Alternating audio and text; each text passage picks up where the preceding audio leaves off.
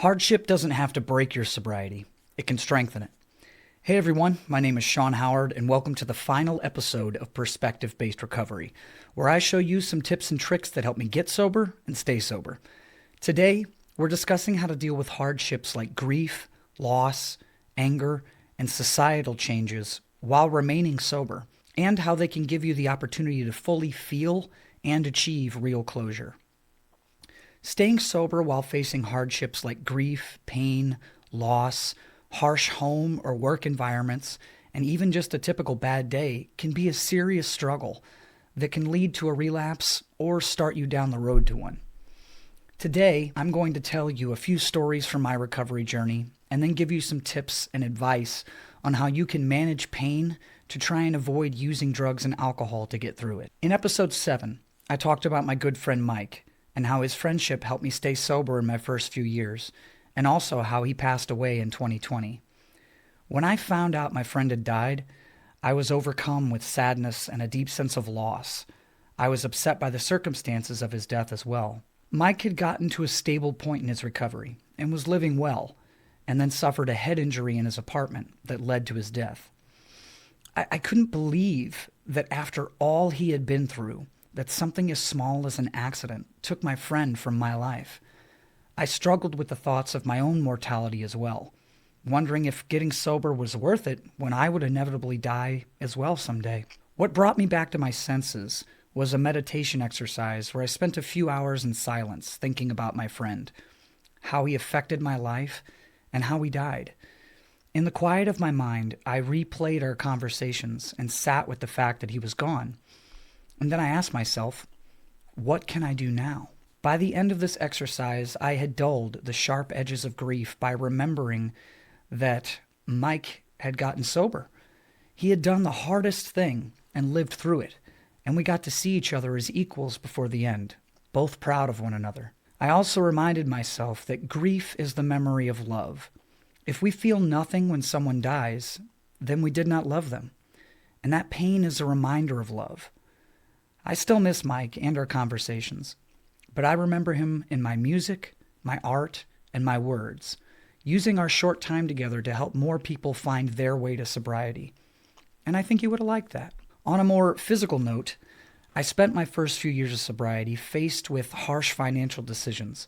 I had to find a job, attend SATOP classes, and find rides to work to pay for a new car when my license was reinstated, and pay for the very expensive SR2 insurance that was required when I began to drive again. Top that off with rent, various medical debt, and other bills. To say I was stressed is an understatement. During this time, I struggled with wanting to give up and drink again, thinking how this was never going to end, and I'll be working forever and so hard for nothing. I leaned on my friends and family for rides to and from work for about a year. And then I was able to drive myself, but more costs arrived. I felt buried beneath the weight of financial burden, and without my support system, I would never have escaped it. The total cost for my DWI, including classes, court costs, and insurance, was around $30,000, and it took me years to fully put it behind me. Without help from my friends and family to get me to work and give me a place to stay, I would still be paying. With their help, I was able to put my head down and focus on the work that needed doing, and eventually, I was able to get out from under the debt and back to focusing on the things I actually wanted to do. Overall, facing adversity is always hard and will always be a facet in your life, and drinking or using will not make it easier. It will make it so much worse without you noticing. I like to say, I think about things now. I don't drink about them. I still find myself faced with challenges and suffer from loss like everyone does. But these days, I navigate those challenges with a clear head and give myself the space to feel the loss and live alongside it. A few things you can try when you're faced with adversity are identifying healthy coping skills like journaling, exercising, meditation, or support groups. Stay grounded in your why. Remember why you are getting sober.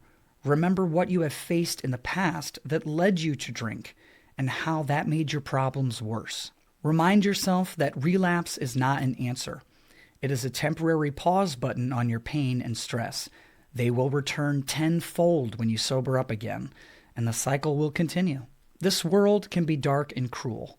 Anyone who tells me it's all sunshine and rainbows either hasn't been through something terrible or is a liar. But there are bright spots out there. For me, those bright spots are kindness, love, nature, knowledge, and a well-deserved belly laugh. Give yourself the space to find your bright spots. They are out there, waiting for you. Thank you for following along with this series of videos. I hope they've helped you in some small way. To the people who have reached out about them, thank you for giving me the fuel I needed to finish the series. I truly appreciate you. This is the final episode of my perspective-based recovery series, but I'm sure I'll start another project soon. Thank you for watching, and remember, you are stronger than you realize.